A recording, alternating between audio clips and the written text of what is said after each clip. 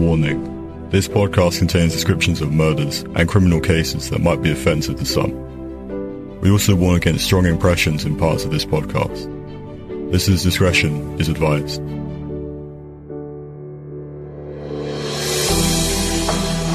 Most of us are in one of two mindsets when it comes to thinking about death.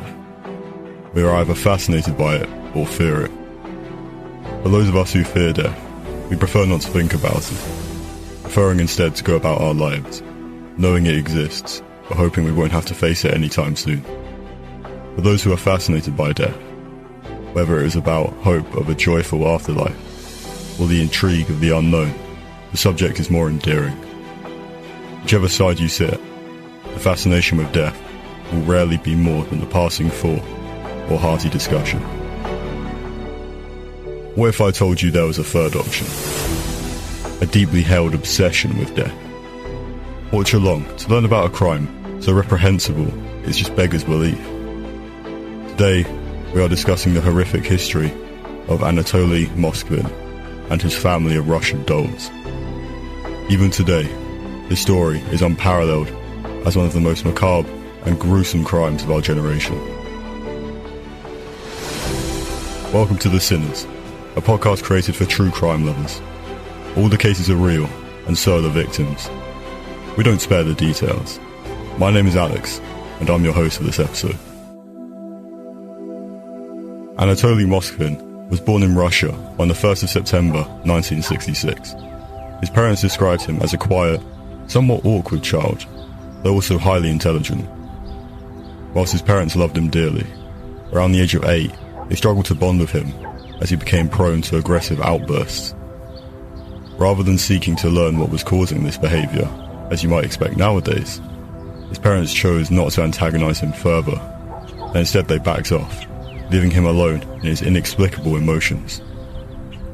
They assumed he would grow out of it, that with age and maturity, he would cease the outbursts and become the man they wanted him to be. His parents continued to encourage him in his studies, where he clearly excelled.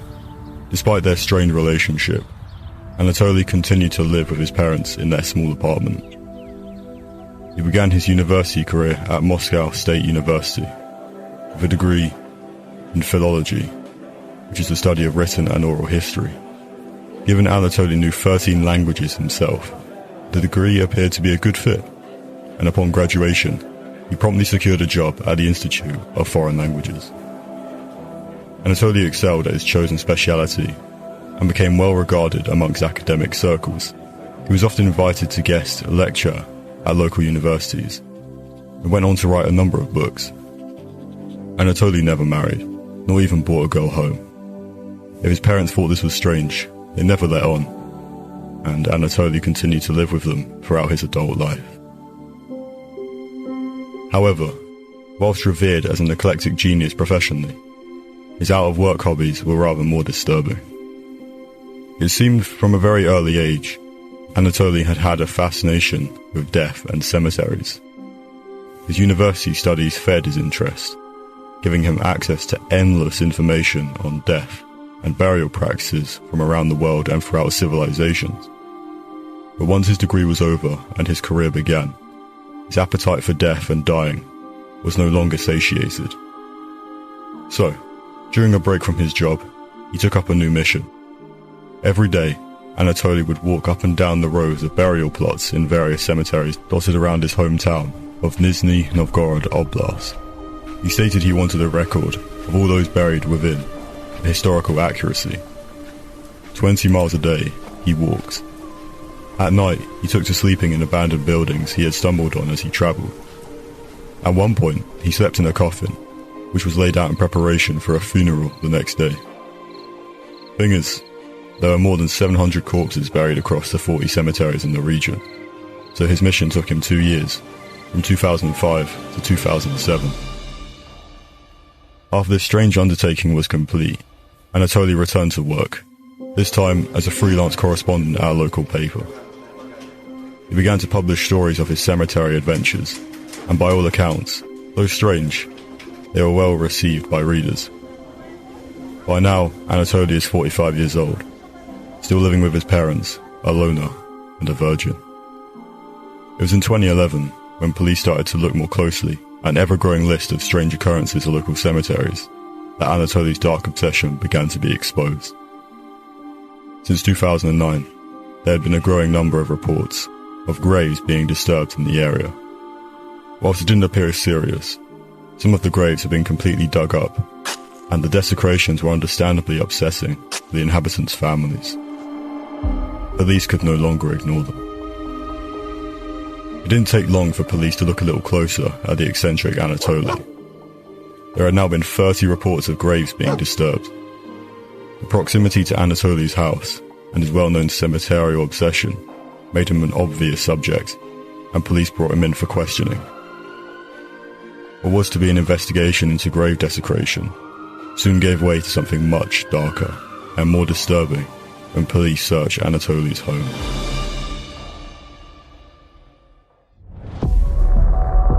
Entering Anatoly's parents' cramped apartment, it was clear this was the home of one or more disturbed individuals.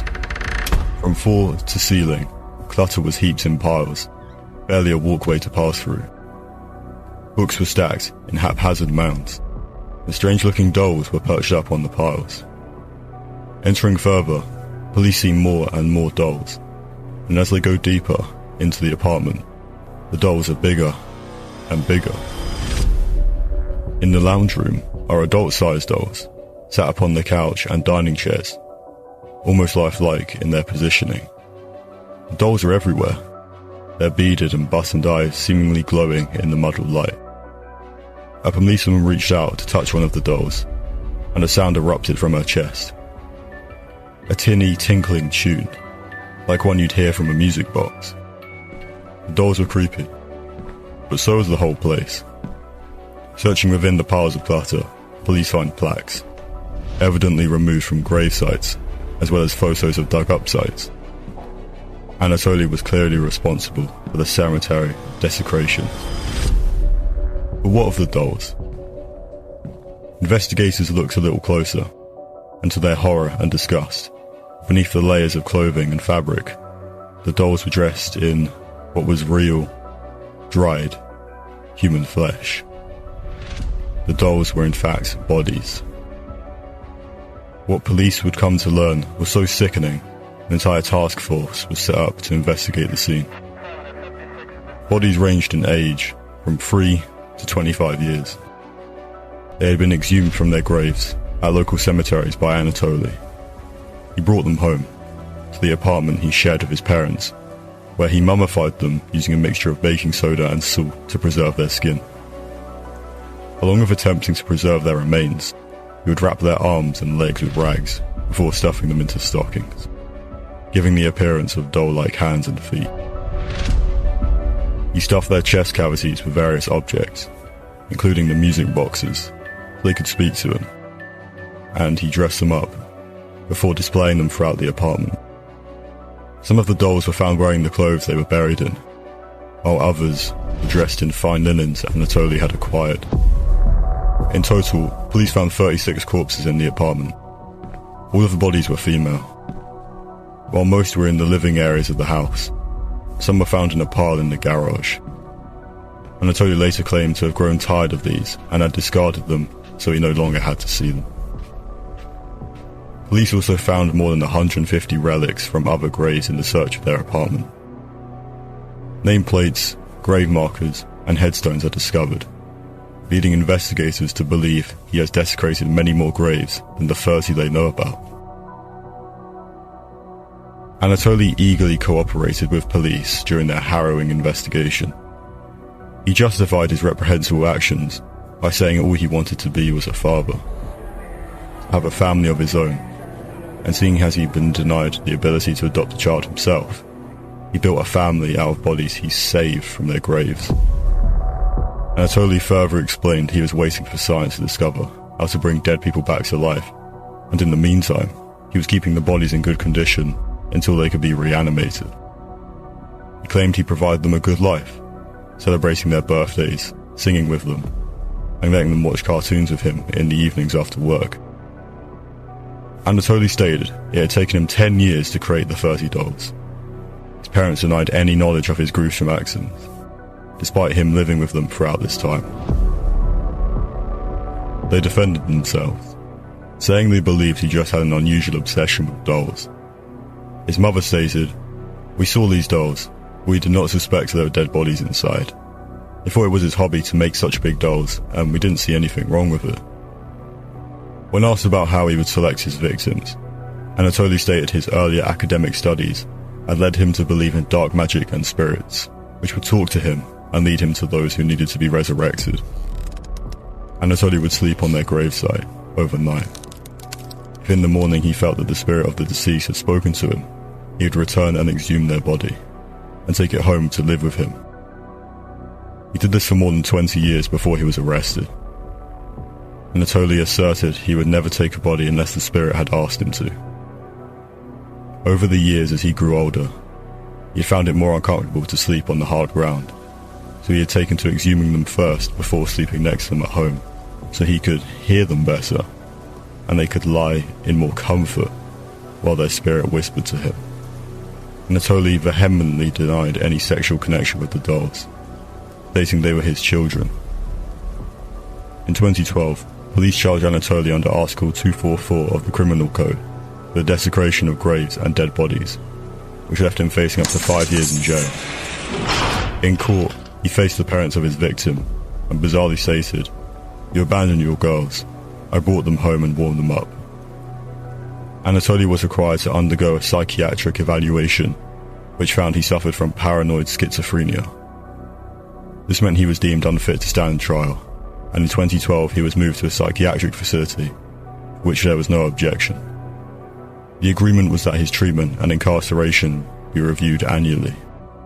Since then, his doctors have repeatedly stated he is fit to be discharged from the facility, to return home, be treated in the community. However, an additional psychiatric evaluation in 2019 found that he was not yet well enough to be released, and he remains detained to this day. Anatoly's parents were never charged with any crime. They still live in the same home, though they have been shunned by the residents of their community due to the son's actions.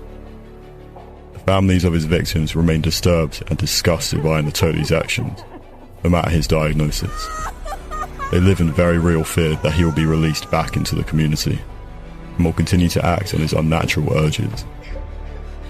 This is compounded by Anatoly stating in court not to bother reburying the dolls too deeply, as he will simply re-exhume them when he is released.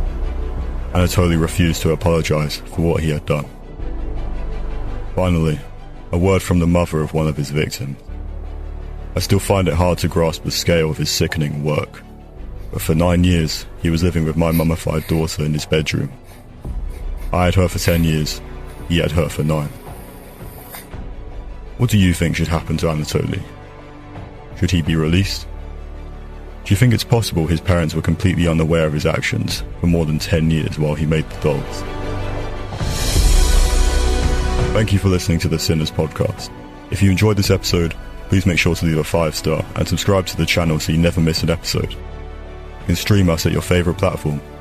We release a new episode every week. If you want to get in touch with us, you can find us on Twitter. Our username is @podcast_sinners. That's it for today. See you next week.